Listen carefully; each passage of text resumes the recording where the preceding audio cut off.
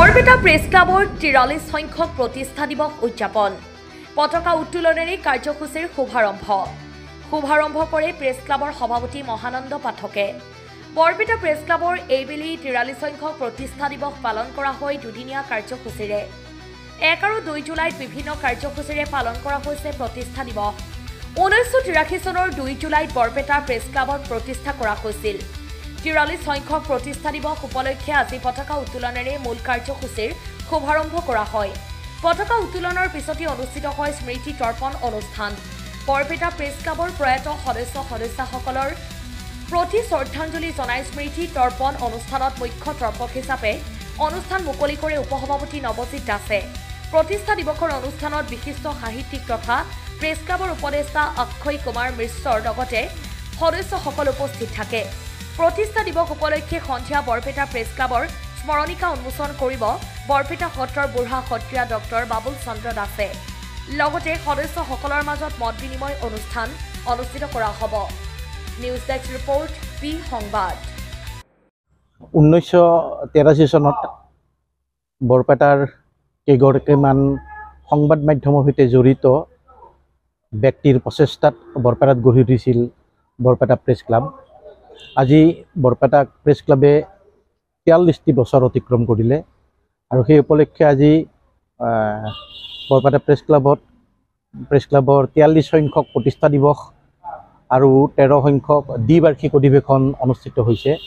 ৰাতিপুৱাৰ ভাগত পতাকা উত্তোলন আৰু যিসকল সংবাদসেৱী বৰপেটা প্ৰেছ ক্লাবৰ লগত জড়িত আছিল কিন্তু তেওঁলোক আমাৰ মাজত নাই আৰু তেওঁলোকৰ স্মৃতি ৰক্ষাৰ কাৰণে তেওঁলোকৰ স্মৃতিচাৰণৰ কাৰণে স্মৃতি তৰ্পণ অনুষ্ঠান অনুষ্ঠিত হৈ গৈছে।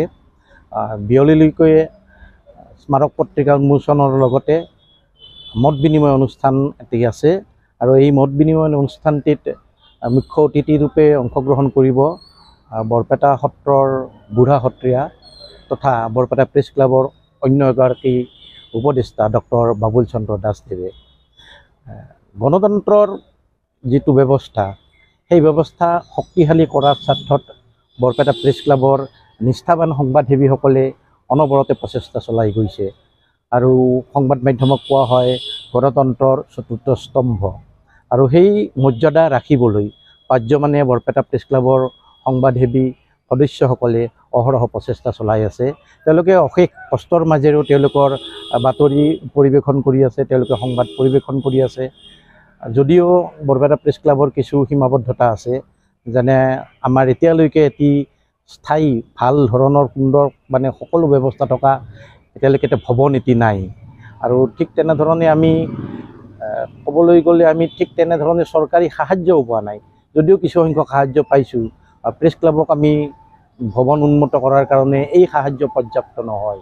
আমি চৰকাৰক আহ্বান জনাম আজিৰ এই ক্ষণত যে তেওঁলোকে বৰপেটা প্ৰেছ ক্লাবৰ উন্নতিৰ কল্পে কিবা এটা বিশেষ ব্যৱস্থা লওক।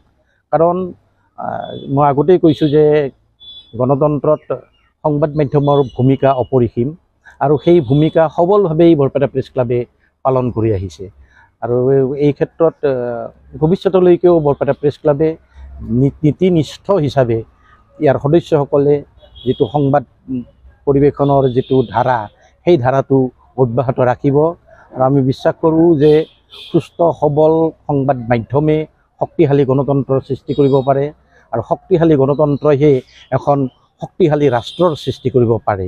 গতিকে এই ক্ষেত্ৰত প্ৰেছ ক্লাবৰ ভূমিকা যথেষ্ট আছে আৰু সীমিত সা সুবিধাৰ মাজেৰে আমি আমাৰ ভূমিকা সঠিক ৰূপে পালন কৰিবলৈ প্ৰয়াস কৰি আহিছোঁ।